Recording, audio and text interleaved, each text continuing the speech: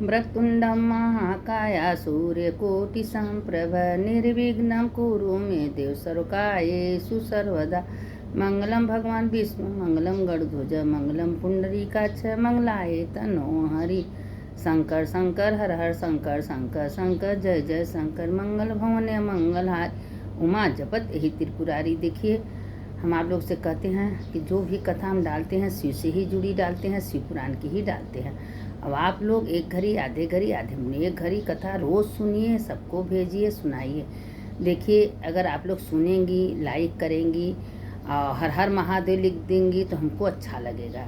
अब देखिए कि कथा में माता पार्वती जी से महादेव क्या कथा सुना रहे हैं। सुनिए कथा, बहुत बढ़िया कथा, हम लोग के समझने वाली चीज़ है कि महादेव जब पार्वती जी से कह रहे थे कि हे पार्वती, जो तिथि त्यौहार है वो हर मानुष के लिए है, हर इंसान के लिए बनाया गया है और उसका सदुपयोग करना चाहिए, त्यौहार का मान करना चाहिए, क्योंकि त्यौहार बड़े भाग्य से आता है। जब भगवान बहुत अच्छे से रखे रहते हैं, साल भर का दिन अच्छे से दिखाते हैं, तब कोई त्यौहार आता है, तो त्यौहार का मान हमको करना चाहिए।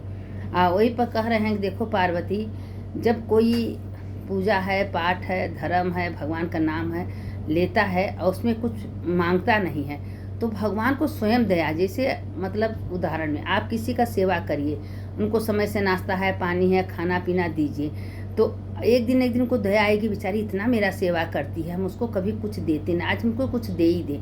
तो इसी तरह भगवान को है, भगवान को अगर आप सेवा कर रही हैं, दर्शन कर रही हैं, मंदिर जा रही हैं, तो उनको एक दिन दया आ ही जाएगी कि नहीं, बेचारा हमारे पीछे रोज आता है, अपना समय बर्बाद करता है, इसके हमको कुछ करना है। तो इसलिए कभी मुंह से नहीं मांगना चाहिए, बस भगवान के सामने जाइए, कहीं भगवान हम आपके हैं, आप मेरे हो, हम कोई को नहीं जानते हैं, बस आप मेरे हृदय में विराजमान हो, आपके वजह से हम यहाँ चल के आए, आपका करोड़ों बार धन्यवाद महादेव करिए। तो अब उसी पर कह रहे थे कि महादेव पार्वती जी से कि देखो पार्वती, एक बूढ़ा थी, उसके घर में 2 पोतियां हुई थी, लड़का नहीं था, लेकिन दिन रात वो महात्मा साधु संत भगवान को दिन रात खाली गाली देती थी, इतना गाली रोज देती थी। लेकिन एक महात्मा थे कि रोज पर डे उनके दरवाजे पर जाते थे और गाली दे के भगा देती थी और कुछ देती नहीं थी भिक्षा में, और फिर बार वो भिक्षा लेने जाते थे तो फिर लगी गाली देने। 6 साल कंटिन्यू गाली देती रह गई, देते गाली।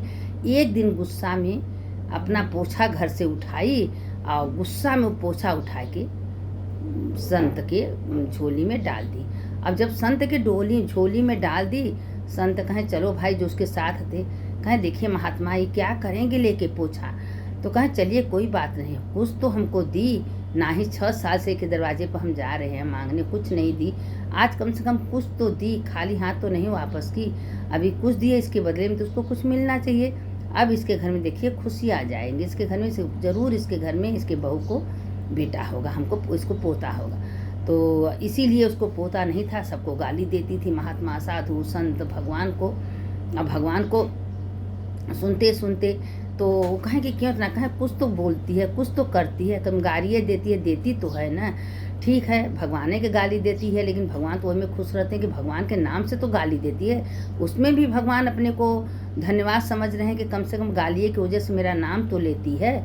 इसी तरह वो महात्मा गए, जब महात्मा अपने आश्रम में पहुँचे तो जो उनके साथ थे विद्यार्थी लोग, वो विद्यार्थी से वो पोछा को खूब धुलवाए, कचराए, साफ किए।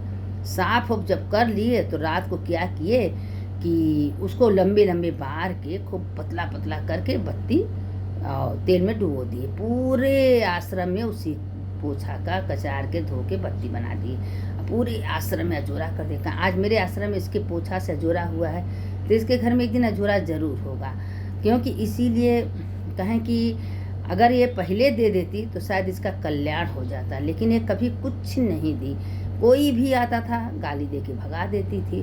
तो भगवान भी कहते हैं जब तक तुम कुछ दोगी नहीं तो तुमको मिलेगा कहाँ, गाली दोगी तो गाली मिलेगा, भगवान का नाम लोगी तो भगवान का नाम मिलेगा।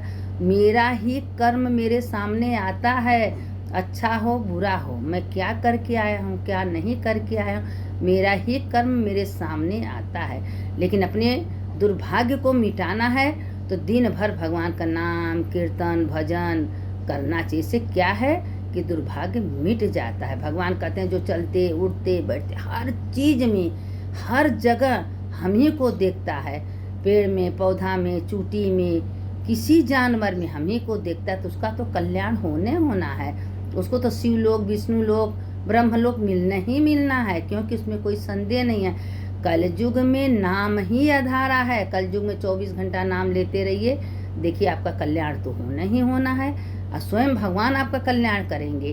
तो महादेव पार्वती जी से यही बात कह रहे थे, देखो पार्वती, जिंदगी में कुछ नहीं थी तो फटहा सा पोछा थी, उसमें भी साधु संत कल्याण समझिए, और कल्याण समझ के बत्ती जलाए। तो कुछ दिन बाद उसके घर में बेटा हुआ।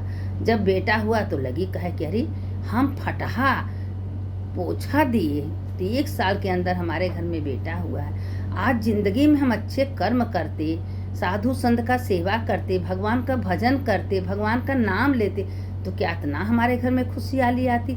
दिन भर क्या होगा, कल क्या होगा, मेरा तबीयत नहीं ठीक है, मेरे को ये हुआ है वो। अरे भगवान कहते जब तुम दिन रात रोती हो तो रो भाई, तुम्हारा कर्म है रोने का, तुम मत रो। अपने पूरे जीवन का भार भगवान को दे दो कि हे भगवान, ये जीवन में, ये शरीर में आप विराजमान हो, ये जीवन का दुख है, सुख है, अच्छा है, बुरा है, आप समझिए। क्योंकि हम कुछ नहीं जानते, हम जानते हैं कि एक एक सांस में आप हो, आप ही की वजह से शरीर बोल रहा है, डोल रहा है, चल रहा। जिस दिन इस शरीर से आप निकल जाओगे, ये शरीर 100 हो जाएगा, कोई वैल्यू नहीं है। आपके वजह से ये शरीर नहीं है, मंदिर है, क्योंकि मंदिर में ही बाबा विश्वनाथ विराजमान है। इसीलिए देखिए इस मंदिर को नहाते समय, अब ये सब देखिए हम अपने मन से नहीं बोले, हमारे गुरु जी स्वयं इस चीज़ बोले थे कि नहाते समय बोलो कि मंदिर का सीढ़ी साफ कर रहे हैं, गंगोत्री से जल आ रहा है, उसी गंगोत्री के जल के हम स्नान करें। देखिए मन का ही भावना तो है, मन का ही तो विचार है। अगर हम मंदिर नहीं जा रहे हैं, आँख मूंद के भगवान का ध्यान करिए कि हे भगवान, हीरो के सिंहासन में आप विराजमान हो, खूब बढ़िया बढ़िया उनको फूल श्रृंगार करिए, उनको खूब सुंदर सुंदर वस्त्र पहनाइए, कपड़ा पहनाइए, हीरों का हार भगवान को, माता पार्वती को पहनाइए, और बगल में गणेश कार्तिक को बैठा। देखिए मन से पूजा करिए, वो आपका पूजा 100 गुना भगवान स्वीकार करेंगे।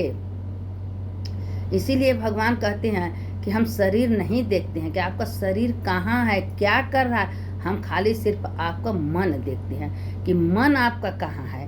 खाते बनाते समय, पीते समय, डोलते फिरते, आपका मन कहाँ है, हमारे में है कि नहीं, मेरा गुणगान हो रहा है कि नहीं। भगवान खाली मन में देखते हैं। आप कहीं किसी गलत चीज़ देख लीजिए तो आपका मन वहाँ पहुँच जाएगा, तो वहाँ मत भेजिए ना, आप अच्छी जगह पर अपने मन को लगाइए कि वहाँ देखिए कि जहाँ माता पार्वती भोलेनाथ बैठे हैं सिंहासन पर, लोग रिंगी भिंगी सारे गढ़ वहाँ बैठे हैं। ये सब विचार करिए ना कि कैलाशपुरी में कैसे भगवान ने विराजमान किए हैं, कैसे ब्रह्मा विष्णु महेश एक साथ बैठे हैं, सब ये सब विचार करिए ना। देखिए भगवान कैसे खुश होते हैं। तो इसीलिए भगवान कहते हैं कि अपना मन हमारे में दे दीजिए, अपने शरीर को कहीं रखिए, क्योंकि देखिए शरीर से आत्मा एकदम अलग है। जब आत्मा निकल जाएगा तो शरीर का कोई वैल्यू है नहीं ना, शरीर तो आपके पास रहेगा ना। इसको चाहे जला दीजिए, चाहे काट दीजिए, चाहे फेंक दीजिए, उसमें से ये सोचिए कि हमारे शरीर के अंदर कौन तत्व है, कौन ऐसा शक्ति है जो निकल जाता है, शरीर बेजान हो जाती। तो उसी शक्ति को याद करिए ना कि मैं सच्चिदानंद ब्रह्म चेतन आत्मा हूँ, मैं शरीर नहीं हूँ। बाबा विश्वनाथ मेरे अंदर विराजमान है, वही करने वाले हैं, कराने वाले हैं। न आपका आज कुछ है न कल है, सब भगवान को सौंप दीजिए। आपका कोई सामान खो गया, हेरा गया, मत चिंता करिए। हे प्रभु, मैं लाया था, कहीं से नहीं लाया था, आप ही ने दिए थे, आप ही हेरवाए, आप ही व्यवस्था करेंगे। हम काहे को चिंता करके बैठे भाई, जब मेरा होता तो चिंता करते।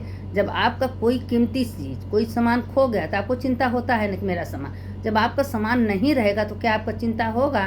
तो इसीलिए कोई चीज़ को अपना मत बनिए, सब भगवान को मानिए कि हे भगवान, आपका घर है, आपके बच्चे हैं, आपके सामान है, देंगे तो हम यूज करेंगे, नहीं देंगे तो हम आपको समझेंगे। मेरा कुछ है ही नहीं तो टेंशन क्यों, मत करिए टेंशन, सब अपना टेंशन भोलेनाथ को दे दीजिए कि हे प्रभु, जीवन का भार हम आपको सौंप दिए हैं, अच्छा हो बुरा हो आप संभालिए, हमारे पास कोई टेंशन नहीं है। मस्त रहिए, खुश रहिए, अच्छे से अच्छे पहनिए, अच्छे से अच्छे। कई भगवान कहते हैं जब हम तुमको दिए हैं, देखिए कथा तो इसी पे बहुत दृष्टांत आता है, क्या करें। इसी पे एक औरत थी, बहुत गरीब थी, भगवान ने उसको खाने पीने में कमी नहीं दी थी, लेकिन और दरिद्र थी तो भगवान उसको और दरिद्र बन।